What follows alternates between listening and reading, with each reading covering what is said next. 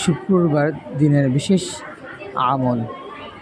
ইসলামের দৃষ্টিতে পবিত্র জুমা ও জুমাবারের রাত দিন অপরিসীম গুরুত্বপূর্ণ। জুমার দিনকে সাপ্তাহিক ঈদের দিন বলা হয়েছে। জুমার দিনের সওয়াব ও মর্যাদা ঈদুল ফিতর ও ঈদুল আজহার মতোই। এদিন ইসলামী ইতিহাসে বড় বড় মহৎ কিছু ঘটনা ঘটেছে। জুমার গুরুত্ব আল্লাহ তাআলার কাছে এত বেশি যে কুরআনে জুমা নামে একটি স্বতন্ত্র সূরা নাজিল করা হয়েছে, আলাদাভাবে সূরা নাজিল করা হয়েছে।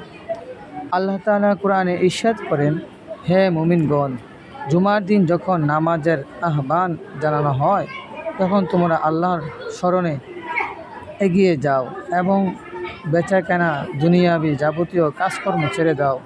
এটা তোমাদের জন্য কল্যাণকর যদি তোমরা জানতে। সূরা জুমা আয়াত 9।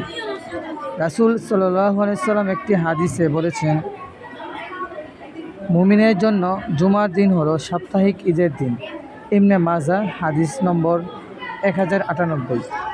এক হাদিসে নবী সাল্লাল্লাহু আলাইহি সাল্লাম ইরশাদ করেছেন, যে দিনগুলোতে সূর্য উদিত হয় ওই দিনগুলোর মধ্যে জুমার দিন সর্বোত্তম। ওই দিন হযরত আদম আলাইহিস সালামকে সৃষ্টি করা হয়েছে। ওই দিন তাকে জান্নাতে প্রবেশ করানো হয় এবং ওই দিনই তাকে জান্নাত থেকে বের করে দেওয়া হয়, আর ওই দিনই কিয়ামত অনুষ্ঠিত হবে। মুসলিম শরীফ হাদিস নম্বর 858। মহানবী সাল্লাল্লাহু আলাইহি সাল্লাম আরও ইরশাদ করেছেন, জুমার দিন দোয়া কবুল হওয়ার একটি সময় আছে।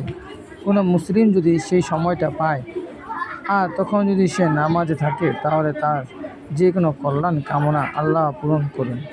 বুখারী হাদিস নম্বর 6400। জুমার দিনে বিশেষ আমল। রাসূল সাল্লাল্লাহু আলাইহি সাল্লাম ইরশাদ করেন, তোমরা জুমার দিনে আমার উপর বেশি বেশি দুরূদ পাঠ করো, কেননা তোমাদের পাঠকৃত দুরূদ আমার সামনে পেশ করা হয়। আবু দাউদ হাদিস নম্বর 1047। এমনিতেই তিরমিজি শরীফের হাদিস অনুযায়ী আমরা জানতে পারি যে ব্যক্তি দুরূদ পাঠ করে আল্লাহ তার উপর 10টি রহমত নাজিল করেন। সুতরাং আমাদের জুমার দিন অন্যান্য আমলের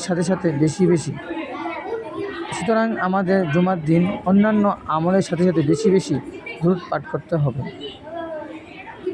জুমার গুরুত্ব ও তাৎপর্য বিবেচনা করে প্রতিটি মুসলিমের উচিত এই দিনটিকে কাজে লাগানো। আমিন। আমরা জানতে পারলাম হাদিস এবং কুরআনের বিভিন্ন আয়াতের দ্বারা জুমার দিনের ফজিলত। তো হাদিসের ব্যাখ্যা অনুযায়ী আমরা যে আমলগুলো পেলাম, সবাইকে এই আমলের প্রতি উৎসাহিত হতে হবে এবং সবাই মিলে বাসার সবাই আমরা এই আমলগুলো করব। আল্লাহ তাআলা আমাদেরকে এই আমলগুলো করার তৌফিক দান করুক। আমিন সুম্মা আমিন। আমিন। আসসালামু আলাইকুম।